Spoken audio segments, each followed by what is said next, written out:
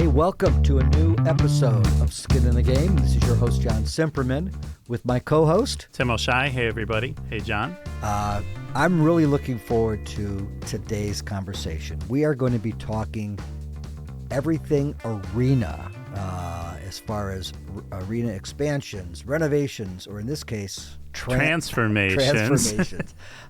No, we have Nic DeLuco, who is the Senior Vice President, General Manager of what will be the newly renovated TD Coliseum in Hamilton, which, I don't want to date this episode too much, but the building is opening its doors at the end of November of 2025 after over 2 years of major redevelopment. So really excited to get Nick on the program. And really excited for that first show at the arena, too, which is Sir Paul McCartney. Yeah, we're doing good with the unison. We did not plan this. They got a Beatle, which is exciting. So yeah, that's an incredible. That's a coup for opening a building. Yeah, I would, especially we'll get into this with Nick, but John, Hamilton's a secondary market, even in that, and I mean that in a very respectful way. But Hamilton's, we'll describe it in the episode, but it's an hour or so, could be longer with traffic from Toronto, right? Where an artist of the size of Paul McCartney can sell out show after show, and it's only about an hour from Buffalo, where McCartney's also played and playing. So to get him to Hamilton to open a building on a personal level for Nick has got to be a memorable experience. Sure. On a business level, it really establishes that arena. Yeah. Well, I'm really bullish on the Hamilton market. You take a look at the location, right? Strategically located, and correct me if I'm wrong, but if you take an hour drive, you run a circle around the center of Hamilton, you're probably looking at 4 million people? And I'm not even talking about crossing to the east of Toronto. I'm just looking at that Mississauga, Oakville, Western New York. That's a really great spot for this building. And I think if they continue, and they will, bring some of these marquee national performers, I think they'll do quite well. They really could. And, John, it's one of those markets too, Hamilton, Toronto, Southern Ontario, where traffic patterns matter. And, the best, you've lived around the country. I've traveled around the country a bunch. And I'm thinking of other cities where this would be true. Los Angeles is one. New York is one, to a degree, Chicago, Atlanta, there's several. Dallas comes to mind. But especially for anybody who spent time in LA or New York, there could be, and there are, multiple major entertainment venues and sports teams, which on a map, mile to mile as a bird flies, are not that far away, right? You could go to hockey games, 45 miles apart, right, probably not right. even in those cities. But the way the traffic works, you don't dare do it. Toronto's like that too. Toronto to Hamilton, there are people who, not that they'll never make that trip, but they may not want to make that trip, or vice versa, Hamilton to Toronto. So to have a world-class venue in a city that, we'll describe, it's around the size of Buffalo, Hamilton is, to have a venue there and give those 4 million or so people that are, in a reasonable drive of there, that could be a great model. Right. Well, before we get to Nick, let's talk a little bit about what is trending in arena development. And there's been conversations in Boston. Well, actually, major renovations in Boston. They're talking about renovations in Buffalo. They're talking about major renovations in Nashville. Cleveland just went through probably a $700 million transformation of that building. And here's what all those buildings have in common. Let me just give you the list. United Center, Chicago. Rocket Fieldhouse in Cleveland, TD Garden, Boston, Moda Center, Portland, Wells Fargo, Philadelphia, KeyBank, Buffalo, the building in Tampa, the home of the Lightning, Nashville, the home of the Predators. All these buildings have in common is they were all built and opened between 1994 and 1996. And the other thing all these buildings have in common, they've all had major, and I'm talking $500 million plus renovations into these buildings. Actually, the renovations of these buildings are valued, even in today's dollar, at more than it cost to originally build these buildings. So, and I think we talked about, as we'll talk to Nick about with the TD Coliseum in Hamilton, that's roughly a $300 million investment. So a little bit less than what we're seeing with some of these others. But, this is the trend. All these buildings from the mid 90s are now going through it. And, listeners of Skin in the Game, we're based here in Buffalo. There needs to be a major facelift. Yeah, I was going to say from that list you just gave, there's at least one arena that hasn't quite hit that. The plans are there, the talk is there, but Buffalo is an arena that hasn't seen that. I was about to say facelift. It's way more. No, than it's. I mean, and the renovation. No, the bones of that building are good. I worked there. The bones are good, but the fan-facing areas, the suites, we talk a lot about, how back in the day the suites were at the top of the building. Well, that's not far off with the Buffalo building. They could, so there's so much that can be renovated: concourses, food and beverage, premium areas. So that's one building that does need that renovation, because everybody else I've mentioned on that list, and you've been to Boston. Boston's a great example. That TD Garden has absolutely transformed that entire neighborhood. Oh, for sure. Yeah, I mean, it's connected to other, a business neighborhood and a historic neighborhood in Boston just by building out TD Garden. Now, a couple differentiators from, say, Hamilton. There you go. Buffalo and Hamilton. I just created a new market there. TD Garden, of course, Boston is, one of the, top, 5 metro areas in North America. That's a differentiator for sure, much like Toronto would be too. It's built like the Toronto arena, right by a train, really, in this case, like right into a train station.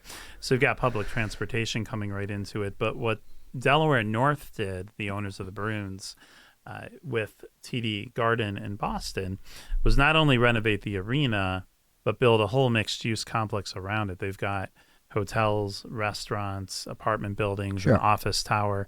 So they've done much more, but they're in a bigger area, which they can do that. They can do that. But Nashville, while Nashville is rapidly growing and now bigger than a market like Buffalo, they're talking about a $1 billion renovation. Which is, which is incredible. And that's for a hockey arena in the South, too, right? But that includes hotels, that includes multi-use, kind of that work, live, play development. So, I do hope that, markets like Buffalo, and I know this has happened in Cleveland, they think about the big picture. It's just not the building, but what can that building do to create vibrancy to the neighborhood that surrounds it? And let me ask you, I know we got to jump to the interview soon, but I'm going to slip in a quick question for you here.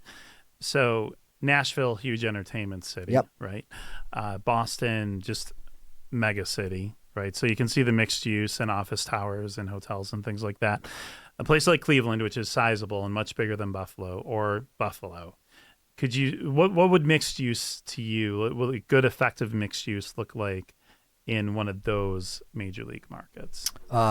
Downtown living, right? The more people who live downtown, the more people that go out to shop, the more people that go out to eat. That's for sure. Access. I know I'm a broken record. Access to public transportation. Centrally located. So I don't care what size the market is. If you can attract more people to live downtown, if you can attract more ancillary dining post game, that's a boost. And then, yes, access to public transportation, make it easy to get in, easy to get out. So no matter what size the market, those are big boxes that need to be checked. Sounds good. Well, should we learn more about the Hamilton market? Let's do that. Stay tuned here to Skin in the Game with our guest, Nic DeLuco, who is just very involved in the renovations, transformations of TD Coliseum in Hamilton. Stay tuned. Hey, welcome back to Skin in the Game, and thrilled to have join us today is Nic DeLuco. Nic is the Senior Vice President and General Manager of the TD Coliseum in Hamilton. Hey, Nic, thanks for joining us on Skin in the Game. Appreciate it, guys. Look forward to chatting. Before we talk a little bit about the renovation, or I should say the transformation of the building, if you could just give our listeners a little bit of background on your role with the building and the organization. Yeah, so I came on about a year ago now, November 15th, as the senior vice president and GM. So I kind of oversee all aspects of the venue, whether that's booking or marketing or finance, you name it, from top to bottom. Kind of work with our team to build out the venue, and obviously work on the construction side with the construction team to get us what we need for the venue and build a world-class facility that everybody in Hamilton and Southern Ontario and the region are proud of.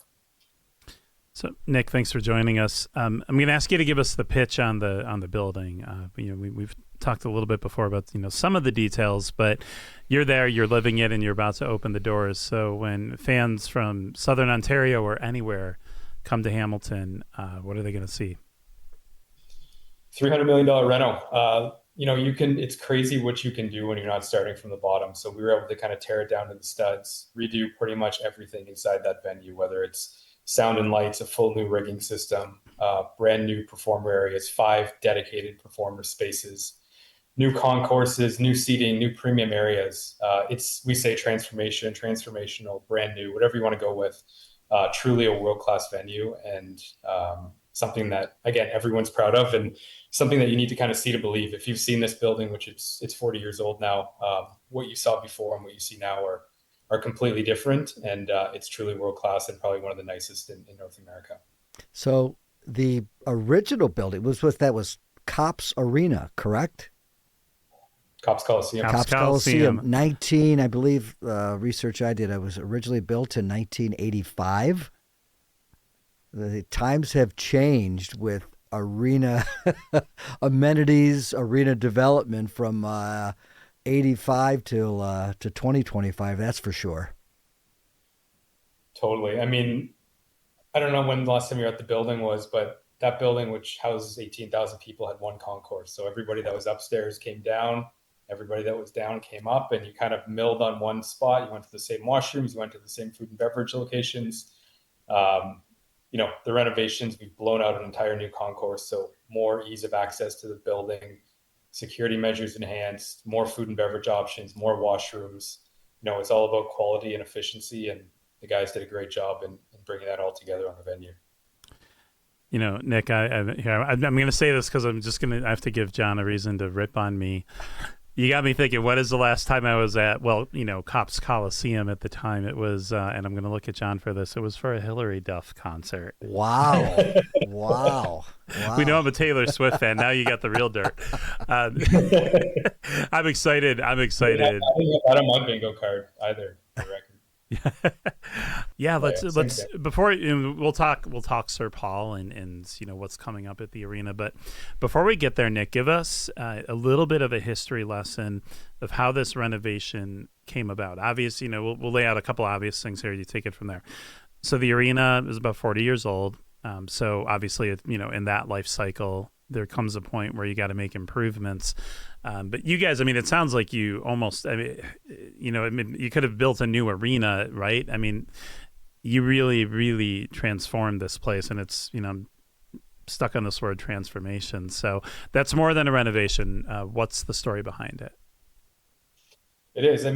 If you look at the Toronto market, the GTA, the Golden Horseshoe, there's only one venue of 18,000 seat capacity for almost 10 million people. You look at New York City as a comparable, I think you got 4 there in that area, a little bit more population, but generally speaking, the market had a need for another 18,000 seat venue, and being 45 minutes to an hour down the road from Toronto, that 10 million catchment area, it was a venue with great bones and great structure, which is why it didn't need to be fully torn down. So, our company believes in these projects, are owned and operated. Specifically, we did Baltimore, which was a similar reno a couple of years ago, and Co-op Live in Manchester, which is a new build out. But, we've done this, and we believe in these projects, and we believed in the market, and fell in love with Hamilton and the opportunity to invest the money, use it as a catalyst for growth in downtown Hamilton, and, revitalize downtown and bring amazing events and experiences to the city and the region, and, cross border as well with you guys. So yeah, that's why we loved it. Nick, you brought up, the company, and I think it's important for our listeners to know that company is Oakview Group. And if you listen to Skin in the Game, we had Peter Luco on, and we encourage all of our listeners to go back to that episode. But for our listeners who maybe haven't tuned into all 57 episodes of our program. Can you give our listeners just a little overview of Oakview Group and their role in this building? Yeah, so OVG, in this building specifically, it's Oakview Group and Live Nation that are partners on this project. So, I mean, as a whole, Oakview Group is the biggest facility management company in the world. So we manage hundreds of venues across North America, Europe, all over the world. So as far as that goes, that's kind of us in a nutshell. This falls into, I said it already, kind of our owned and operated projects where we're investing our own capital into that and partnering with Live Nation on this one. So, these are more operated in the pro mandate where, there's investment, the expectation is greater, the shows are bigger, the quality is, through the roof exceptional. So that's kind of, where we live with Oakview Group on the venue management side, and this project being a little different with Live Nation and a personal investment from us. Yeah, and I can speak to, I've had the opportunity to see and experience a couple of the OVG buildings in Seattle in Climate Pledge Arena, and then also in Belmont, the home of the New York Islanders. So you guys, for our listeners who aren't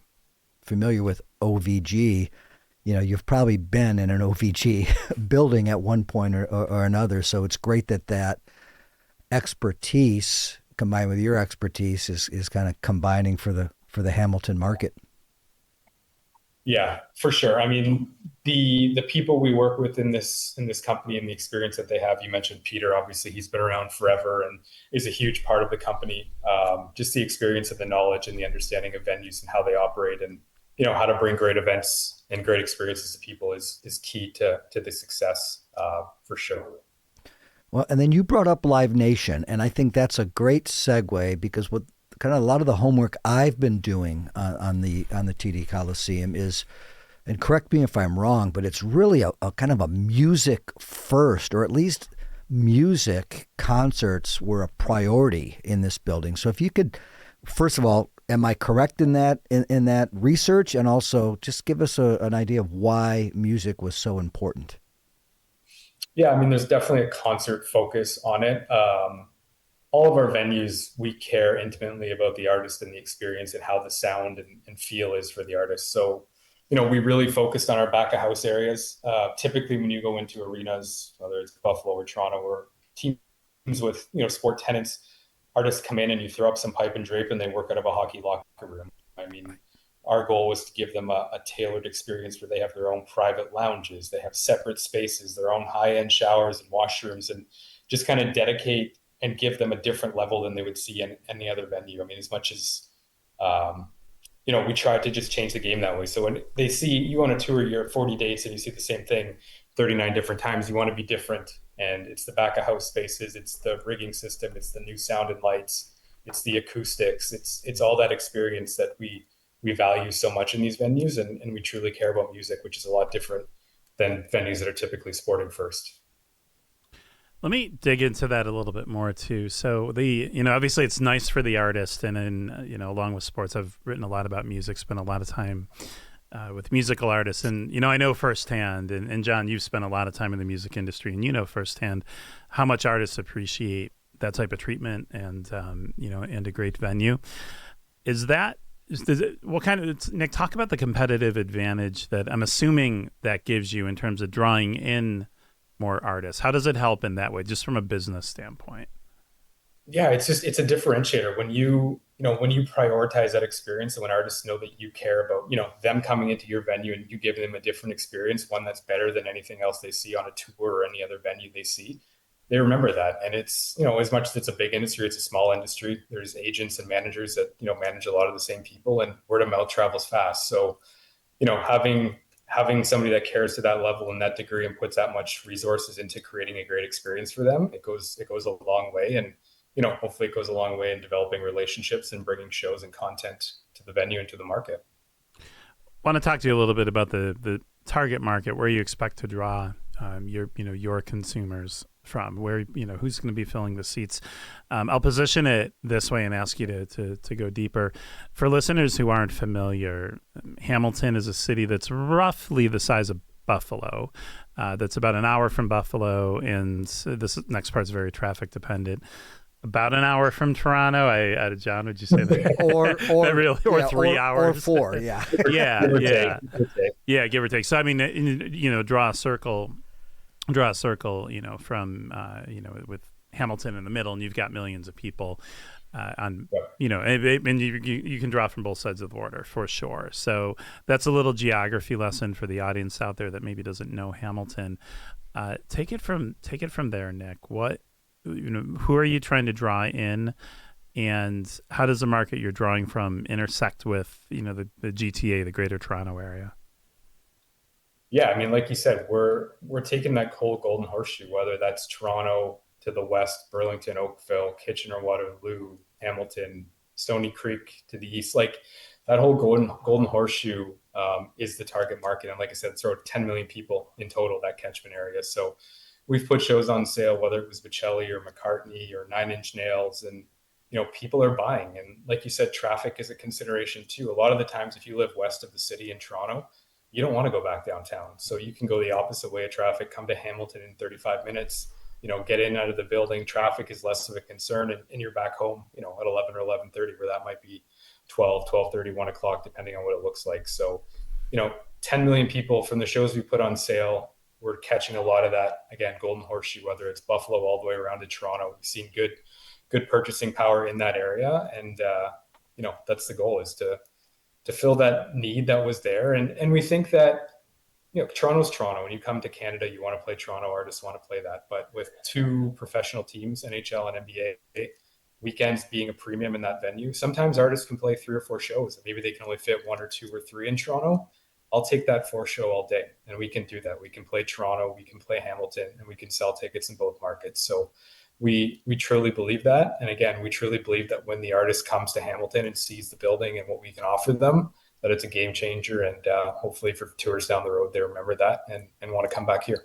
That's a good point you touched on. You can maybe complement their tour, because I was thinking out loud, if there's an artist who's going to choose a venue in a DMA, do they choose Hamilton or Buffalo or Toronto? But there may be a little ways to do a few markets for the right routing.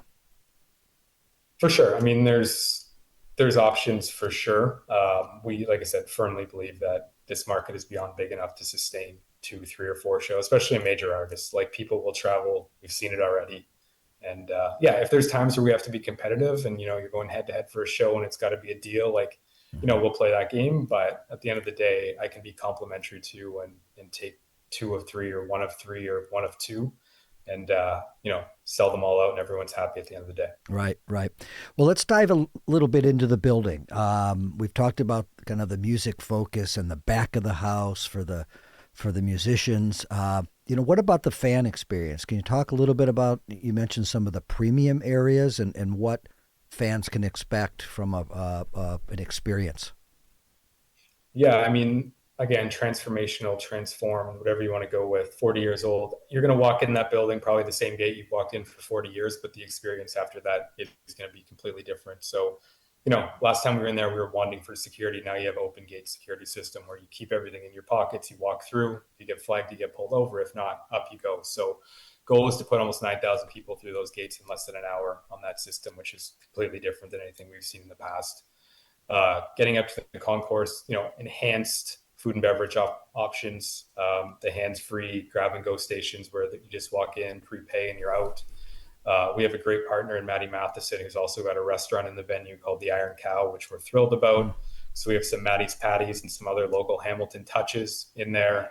I think I mentioned I've done 2 of these already today, so if I didn't, but we blew out an entire second floor concourse that didn't exist before. It was just storage in the old building. So like I said, everybody used that one concourse. Now we blow out an entire second concourse so people can get around the building, get to washrooms, get to concessions, be able to breathe a bit during a show. So that's completely different. And then the premium side, the suites, the lower level suites, we have bunker suites typically is what you see, but I think this is the first ever, lower level suite where we blew out the entire lower bowl, give or take most seats. And you have a suite right there that you can walk out and sit in your seats and be 20 feet away from the stage, or if there's a lacrosse game, you're pretty much on the glass. So completely different experience and something that no one else has seen. And then we have about 5 premium lounges in the venue as well, which are, game changers for this venue and would go head to head against any NHL venue as well. They're truly world class and offer an experience that we've never seen here before. We've seen in a lot of buildings, maybe a little bit more on the baseball side, these renovations where they have more of these communal kind of really cool standing room only areas. I know hanging out. I know the Rogers Center. It's a big part of what Yep. they did in the outfield. Any of those spaces in the building? They're more in the lounge space. Like we have a couple spaces at the end, 2 for sure that are on that side. They're more of a licensed product, not necessarily a general fan standing area per se. But yeah, definitely some different, unique experiences for sure. Cool. Gotcha. Let's talk a little bit more about the F&B, the food and beverage. You mentioned Maddie's Patties and some other Hamilton touches. Nick, we can never go wrong going deeper on food. So let's go a little deeper on that. How did you connect with the local culinary scene when people come up to visit you, and if they want to fill their plate a couple of times, what can they get? Well, I don't know if we're going to announce our deals before this comes up. Oh, I'm trying to scoop. Sorry, I'm not. I wasn't actually. I didn't even know. I am a journalist. I'm supposed to get the scoop, and I didn't even know. You're asking the tough questions. No, look, the Maddie's ones for sure. There's some interesting chicken options as well that are going to be a little different and something that Hamilton hasn't seen. And then some upscale stuff, like you'll have the sushi stuff. You'll have your burgers and hot dogs in your typical fare, but more wide variety. Some higher end stuff as well, and maybe some stuff you wouldn't have seen in Hamilton. And like I said, a few Maddie treats dropped in there as well. Nice. The I want to talk about like the changing consumer base, the changing. Typically I would say the change in sports fans, but we'll broaden that to the change in customers, sports fans, music fans. Just as you think over time, and you told us before we jumped on air here, you've been in this business for a couple of decades now. What do consumers expect nowadays that's a little different or evolved from, we can go back 5, 10, 15 years ago?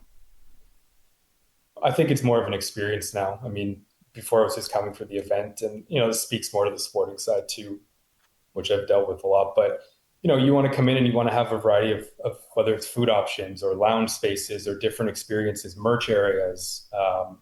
Fans expect a little more for what they pay for, and ticket prices are a little more now as well. So it's more of an experience and a night out, an opportunity to have some fun. But sometimes they want the higher end products too, and they want a variety of offerings. So it's giving them those opportunities, but it's also giving them a great experience. Like you're paying a lot for events now, so you should have an excellent experience from the time you buy a ticket to the time you get into the venue and leave. So how do we do that, and how do we make that experience great for everybody?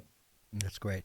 Have you seen, I'm kind of looking and thinking about the neighborhood and ancillary business and ancillary economic positive activity. We've seen a lot of these buildings have been really complements to their neighborhoods. What are you seeing? What are you hearing from the neighboring businesses?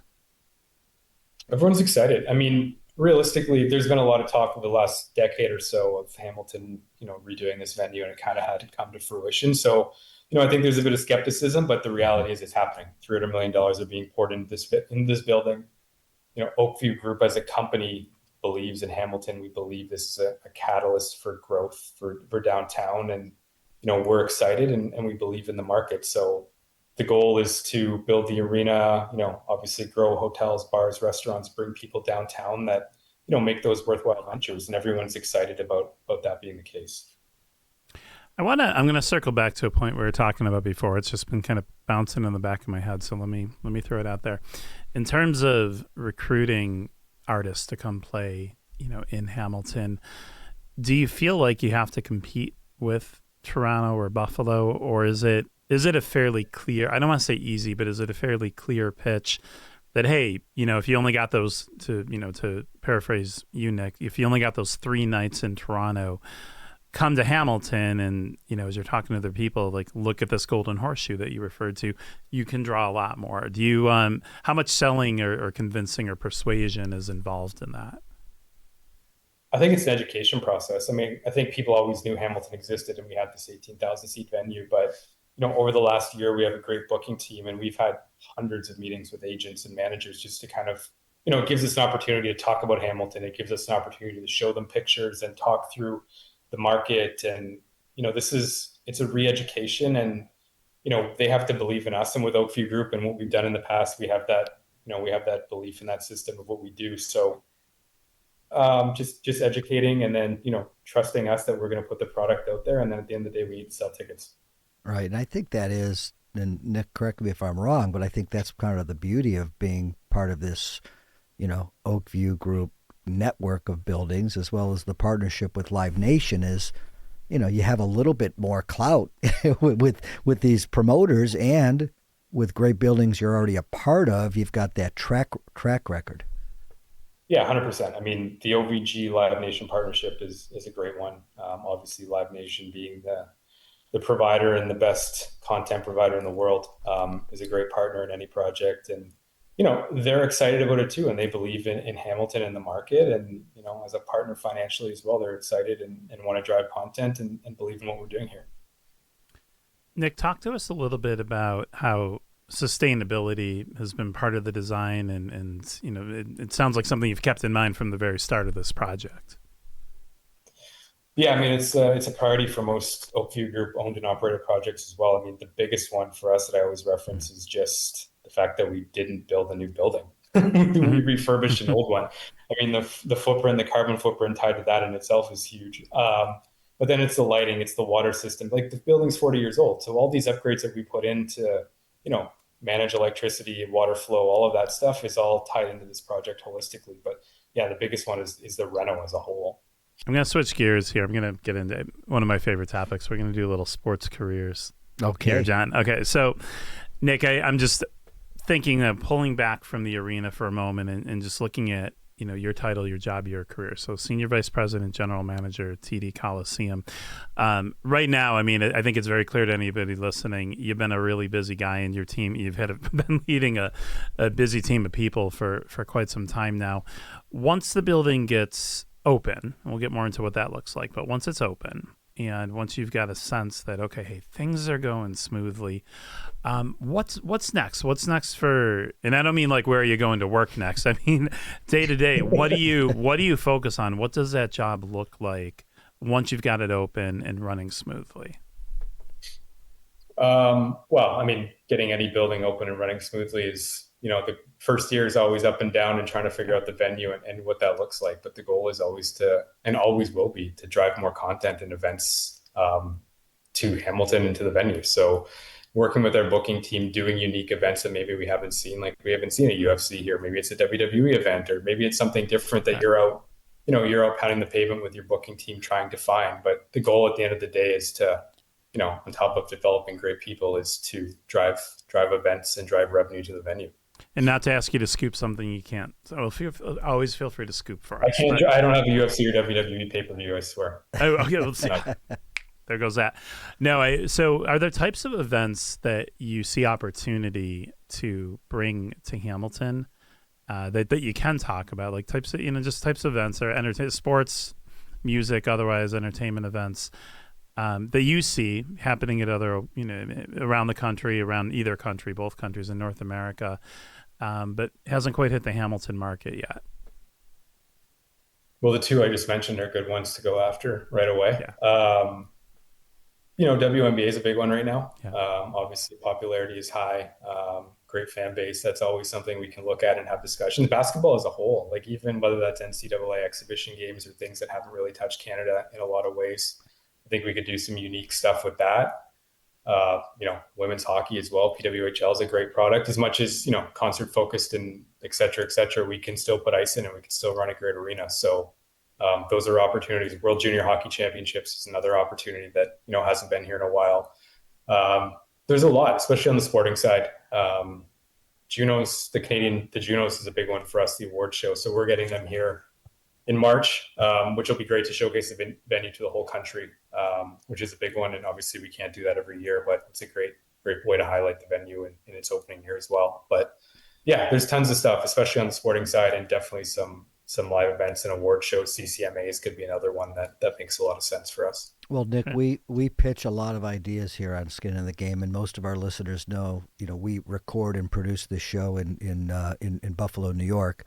So maybe we work with you, and maybe there's we bring back, like you said, the International Junior Hockey, and they split between some games in Buffalo and some games in Hamilton, or 100%. or let's talk to our friends at the NHL, and maybe the World Cup of Hockey, or that event kind of is shared between the two markets. That would be great. Yeah, I mean, all options are on the table, and when you have a person like Peter Luco involved who has every connection there, Peter's a great partner and ambassador for us, and if we can do anything in the NHL, it's with Peter's help for sure. Yeah. Well, you brought up hockey too. What is there anything that any plans to bring a team back to the market, or is that too early to tell? Wouldn't you love to drop that news right now? You see us trying and trying and trying. Well, I know every listener right now was like, what are they going to ask the question about hockey? Yeah. I got through the last one. No one asked me. Yeah, no, look, Hamilton's a great hockey market. They have a passion for hockey. Nothing's off the table, but we gotta get open, get the building sorted, get everything ready, and who knows what the future holds. But I think everybody, both on this call and around this area, know how passionate Hamilton is about hockey, and we hear it, and we'll see what the future holds. But you do have chillers, you do have glycol capabilities, so there. Okay. All right. Everything's in place. We can do the hockey here. We can do the hockey. Yeah. What is the projection? Either the first year or forward, kind of the annual number of event nights? Goal is to do over 100 event nights a year, about 800,000 people for sure would be the goal for the arena only. So good targets, aggressive targets. Obviously the goal every year is to beat those numbers. Right. So that's my goal. It's my job. That's our job as a whole, beat those numbers. Yeah. Well, let's as we start to wrap up on this interview, and again, Nick, thanks for joining us. Let's talk a little bit about opening night and opening schedule. What can fans throughout the Golden Triangle, what can they look forward to?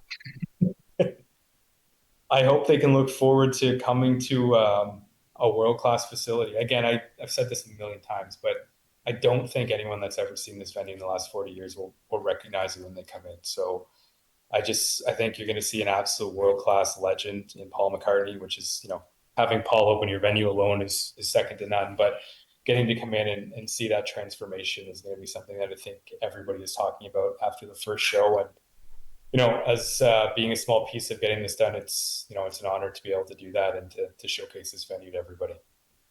And how do you, forgive perhaps an oversimplified question, Nick, but how do you get ready for a Paul McCartney show that's also the opening of the venue? Like what do the days, how do you prepare? What do the days leading up to that show look like for you? Well, you hire a great team. That's the first thing. Look, there's a lot of production. There's a lot of folks on our event side, event security, fan experience. Like all of this training needs to happen. We'll get occupancy ideally on the 14th. So we'll have that week to kind of train a lot of our staff on site.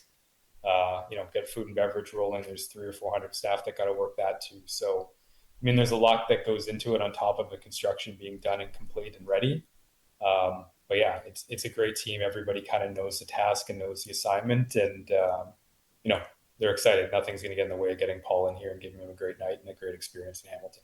Well, kudos to you and the team for landing a Beatle for opening night. That's going to definitely put the building on the map. And then what are some of the other events planned for the first month of the building opening? Yeah, we got a busy week. We got a bit of a break after the opening, kind of some day two stuff we'll finish up, but then, we roll into Bocelli and MGK and Jonas Brothers, I think are three that are immediately into December. And then I think Matt Rife is in there. 9 Inch Nails went on sale. We got 31 events on sale in total, so it's tough to keep track of a lot of them as they keep coming out. It feels like every week we're announcing 2 or 3 or 4 shows, which is amazing. So it'll be a busy December, and then January, February, March we'll roll into the first quarter, and keep the shows coming and keep us busy. Yeah, I think I saw the Globetrotters might be making their way up there as well, right? Globetrotters will be there. I've got a whole list. I can't even read half of it. Monster Jam. Twice we got some K-pop in there. Brad Paisley's happening. Trans-Siberian Orchestra. Hardy Offspring. Live. Yeah, 31 shows in total. So it's a good, healthy number. Again, we got to sell tickets, and then we'll keep bringing more shows in.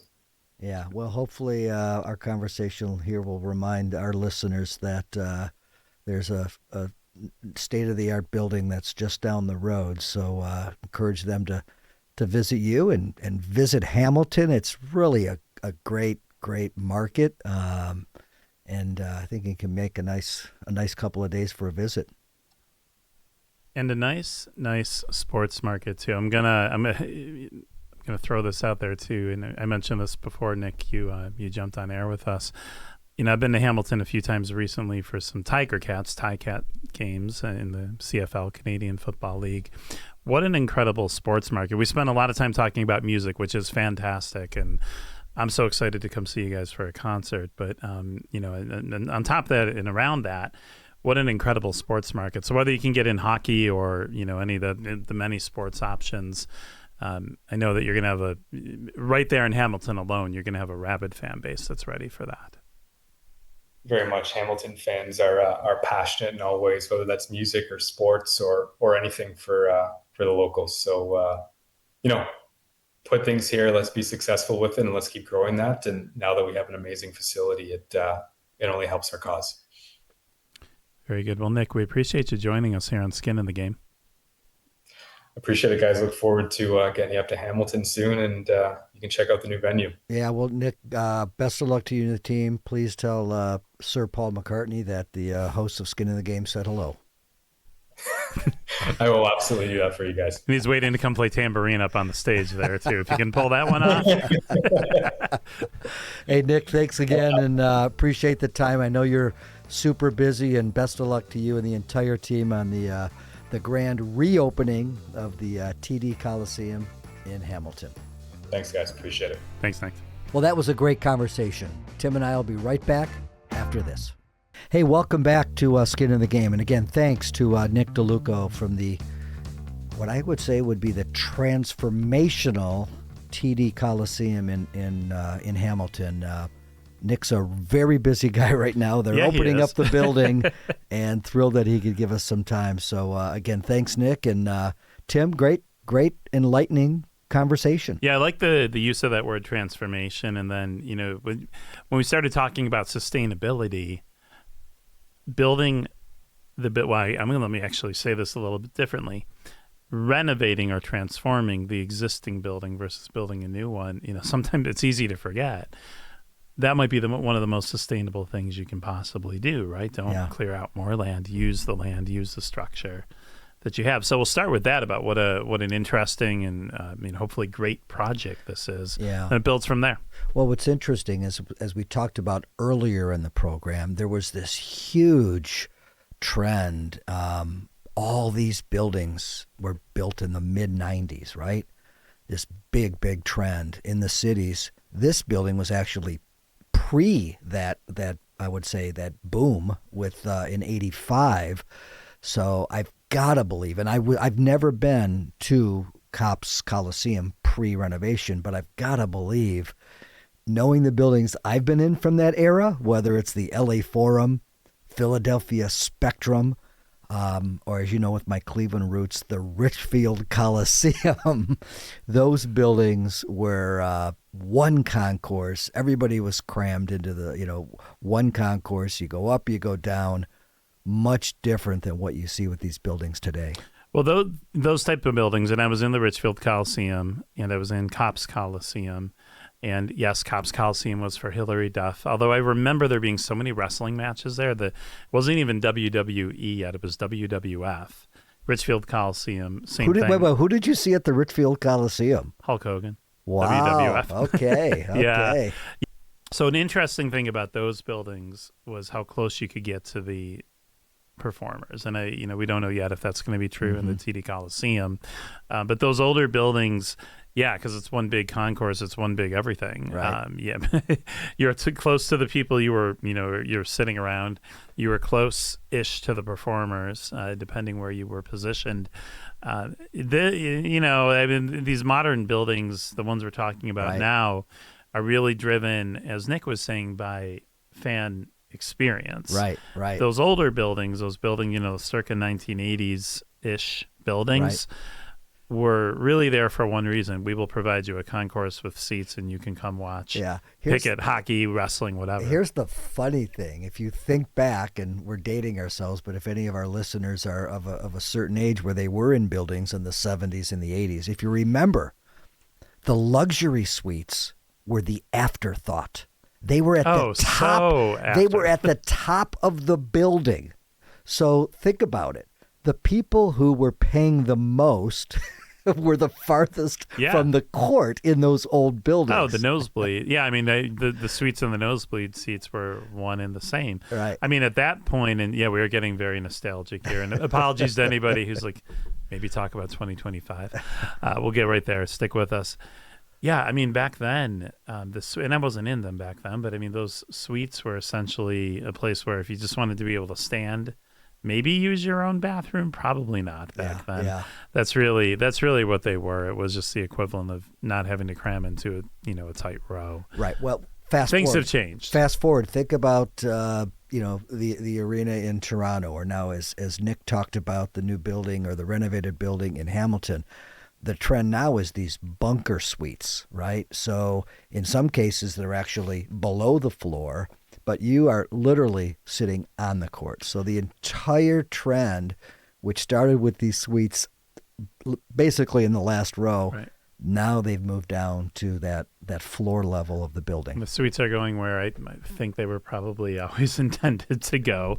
And the bunker suite, you see them in football stadiums too, these bunker suites. They're pretty cool. Have you sat in one? I haven't, but I did tour the bunker suites at SoFi, which, you're literally, you're first of all, the players are walking by you on their way from the locker room to the field. And then, you're basically standing where the coaches are in many cases. And I've seen a few of them. One was at in Vegas at the Pro Bowl, so the NFL stadium there. And right in if I have my stadium straight, right in the end zone, you can sit right down there, and a guy catches a touchdown pass, you're eye level with him. It's kind of the same view that if the photographers, like the news photographers that you see on TV, you're only a few steps behind them, which is a pretty cool place to be. The soccer stadium in Columbus, Ohio. There's a lot of examples. You and I we could go on and just start picking them off. Yeah, but times have changed, and the trend is there's more investment in the premium seats. There's more investment in that overall experience. Stadiums and arenas, absolutely, and baseball stadiums too. We should say. Yeah. Sure. Everything has evolved. Other interesting conversation is how the new building in Hamilton, I should say the newly renovated building in Hamilton, is really going to be focused on music. And I really think with their focus on back of house, their focus on acoustics, it's going to be a building that's, while Nick didn't want to say we're competing with the building in Buffalo or competing with the building in Toronto, they're going to be competing with the building. They kind of are. Sure. Yeah, they sure are. And I'll ask you, I don't think you haven't booked music acts at major, like at arena-sized venues, right? You've done some festival work in that. Right. And I think you can tell me if this question doesn't translate. I'm pretty sure it does. How important are the amenities and the other, the soft touches that you can provide an artist versus simply, here's the deal, here's the contract, this is the money, we're going to guarantee you to make, that type of thing? It is important. It's a differentiator, and I know, Nick mentioned it. It is a differentiator. Agents talk, promoters talk. But the other part of it is, too, the cost of putting on a show, right? It's more expensive, to put on a show in a bigger venue like Madison Square Garden, than it is in some of the secondary and tertiary markets. So I think that'll come into play. But the bottom line, it is important, all things equal, and, how much you're going to pay the talent and, the load in and load out operations and the dates, all things equal, those qualitative benefits do make a big deal. Yeah, it'll be interesting to see, well, a couple of things. They've got, 30, 40 dates already booked. Mm-hmm. And it sounds like more that he wasn't quite ready to tell us. And Nick, we understand. But it'll be interesting to see over time if they can get that fourth show that might have, been in Toronto, 3 in Toronto, one in Hamilton. I don't know that there's, the other big city that's in the vicinity is Buffalo. I don't know that there's an equivalent, but it'll be interesting to kind of see what the routing looks like with an arena of that size that is that new, with Live Nation booking in the vicinity of 2 other music markets, Toronto, which is huge, and Buffalo, which is secondary, but still pulls in big acts, including Paul McCartney. Yeah. The other thing, Tim, is, the elephant in the room was hockey. Oh, yeah. I'm going. Sorry, I was about to. May I ask the question? Because I saw you going there. Well, first of all, just for our listeners, Hamilton has a strong hockey tradition, American Hockey League. So they have a tradition. Obviously, fans in Canada are huge and I can't say fans. enough about sports fans in Hamilton, too. It's a city that's big enough to have a lot of them and tight enough, small enough, where it has that feel of like, in a sense of Green Bay or Buffalo, those, some of those smaller markets that just love their teams or their sport in this case, which leads me to, should Hamilton have a hockey team? Well, Hamilton should absolutely have a American Hockey League, East Coast Hockey League, Ontario Hockey League. Absolutely. It'd be a great market. But I think the bigger question is, could it attract a National Hockey League team? And I know that's taboo to talk about because, the Sabres and the Maple Leafs are very, very protective of their markets. But think of the size of the GTA. There's one hockey team in Toronto. I would argue the GTA could support 3. New York. Oh, easily. I mean, New York supports 3. New York supports 3. Los Angeles supports 2. So, I also think, and there was talk years ago, actually, when I was with the Sabres about, should Hamilton have a National Hockey League team? And again, I don't want to go down this rabbit hole too far, but I just think from a competitiveness, from a rivalry, from a, fan support, it could be pretty cool. Do I think it's going to happen? I'm not betting on it, absolutely. But in the meantime, Professional Women's Hockey League. In the meantime, American Hockey League. There's other great hockey programming out there.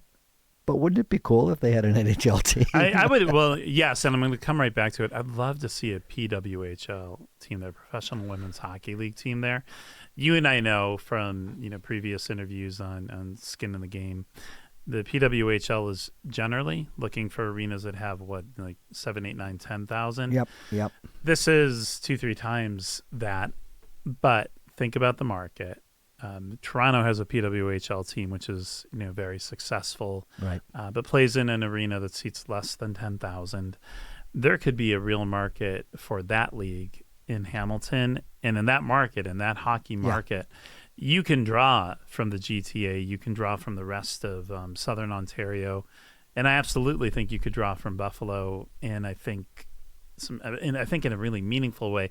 Let me ask you this about an NHL team in Hamilton. Yes, absolutely. I mean, that's not going to dent the Maple Leafs in any way. The Maple Leafs would be 100% just fine.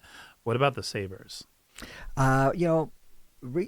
The numbers show 10 to 15% of the season ticket base or the fan base for the Sabres is Canadian. Those numbers go above 50% when the Leafs or the Canadians are in town.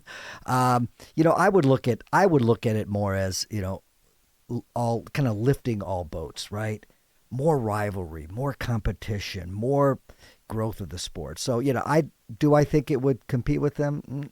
Maybe a little bit, but I think more so it would help just build more passion among both those fan bases. But again, Tim, we're not here on Skin of the Game to predict that. That is not happening. But I do like what you're saying. We do like to dream, though. I do like what you're saying with Professional Women's Hockey League. And here's the thing. The Oakview Group, who manages and it has invested in this building, is also vested in the building in Seattle, who is going to have a new expansion Professional Women's Hockey League team. So I think they're going to be able to check that out, see how that works in that bigger building, and then potentially bring it to Hamilton.